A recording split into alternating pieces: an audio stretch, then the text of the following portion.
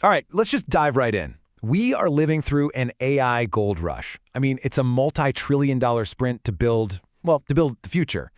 But beneath all that shiny, exciting surface, there's this deep rumble of unease, because the sheer size of this whole thing is creating a brand new kind of systemic risk, one that could end up touching every single one of us. And it really all kicked off with this one little phrase from Sam Altman, the CEO of OpenAI, insurer of last resort. That's it. Sounds pretty harmless, right? Well, those 4 words detonated like a bomb in the worlds of finance and tech, and they dragged a really uncomfortable question right out into the open. And that, right there, is the big question we're digging into today. What on earth happens when a brand new industry basically declares itself too big to fail before it's even finished being built? And maybe more importantly, what could that mean for the rest of us? To really get what's happening now, you got to rewind the clock a bit to late 2025. The market was already kind of on edge, and then a couple of interviews just poured gasoline on the fire.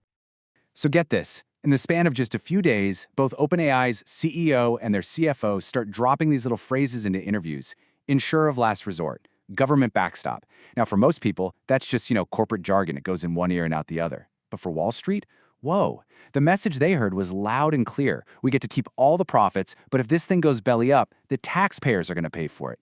It's the oldest story in the book. Privatize the gains, socialize the risk. The reaction was so fast and so angry that both of them had to scramble to walk it back. Altman tried to clarify, saying, no, I was talking about insurance for like a catastrophic risk, a nuclear meltdown level event, not a financial bailout for bad bets.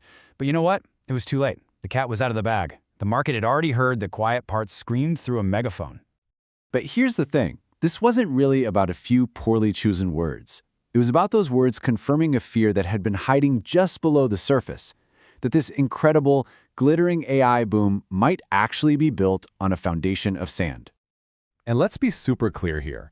The anxiety was already there. People were already whispering about the insane amounts of debt, the risky bets, the sky-high valuations. OpenAI's comments didn't create the fear, they just gave it a name and a voice. They were the spark that turned all that simmering unease into an explicit, out-loud roar about an AI bubble. And the market's response was, well, it was brutal. Companies right at the heart of this AI buildout, think Oracle, SoftBank, they saw huge, relentless selling. The whole story just flipped overnight. What used to be, wow, look at all this ambitious spending, suddenly became, whoa, that's a dangerous amount of debt. Debt went from being a sign of growth to a massive red flag. But here's the kicker. The warning signs, they were flashing all along. I mean, way before those interviews ever happened. The classic hallmarks of a late-stage financial bubble were already there for anyone who was willing to look. The way people were talking about the debt started to get dramatic. You hear comparisons to the East India Company, and that's not just for effect. It was this desperate attempt to get people to understand the unbelievable, mind-boggling scale of the money being thrown at this thing, often based on nothing more than a promise of profits way down the road. And this is not just talk. A single company, Oracle, has taken on tens of billions of dollars in new debt just to spend on AI infrastructure, or CapEx. All that borrowing creates leverage, which basically means you're using other people's money to try and make bigger profits. But it also means you can suffer much, much bigger losses. And it's gotten so serious that the credit rating agencies are getting really nervous, downgrading their outlook to negative, which is a very real warning sign. And then you've got this other classic bubble sign, what some people call incestuous revenue. It's like this closed loop. Picture a big cloud company investing $1 billion in a hot new AI startup. Then that AI startup turns around and spends that same $1 billion on, you guessed it, the cloud company's services. On paper, it looks like amazing growth for everyone, but really it's just the same pot of money going around in a circle. It's a house of cards, and it feels a lot like what we saw right before the dot-com bust. So, when you put all this together, you get to a pretty chilling idea from the sources we've looked at. The bailout isn't some possibility in the future. It's already happening, just in a lot of small, subtle ways. Yeah, it's not some big, dramatic check from the government. It's a much quieter process. Step 1, you lobby to bend existing laws, like the CHIPS Act, so that money meant for one thing, say building semiconductors, can now be used for your private AI data centers. Step 2, you push the government to speed up permits for all the power grids you need. And then, the final move, you rebrand your whole project. It's not just AI anymore. It's national strategic infrastructure. Something so important to the country that, of course, it needs special government protection. And that's really the key thing to understand here. It isn't a bailout. It's a pre-bailout. It's moving all the risk onto the public's shoulders before anything has even gone wrong. Public resources, public money, regulatory favors, they're all being used to underwrite this enormous private gamble. The public is quietly being handed all the risk, while private investors keep all the potential reward. And all of this is happening at a speed and a scale that honestly has no precedent in modern history. We've literally sailed off the edge of the known map. We're deep in uncharted waters. The market has become so concentrated it's actually dangerous. The health of our entire economy is now balanced on the performance of just a handful of AI-related companies.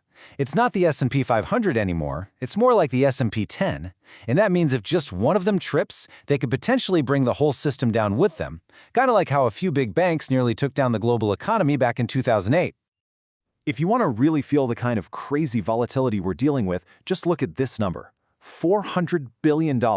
That is how much the value of one company, NVIDIA, can swing up or down in a single day. To put that into perspective for you, that one-day swing for NVIDIA is roughly the entire value of ExxonMobil, a company that's been a bedrock of the global economy for more than a century. 100 years of value gained or lost in 24 hours. This isn't just normal market volatility. This is something else entirely, a whole new level of systemic instability.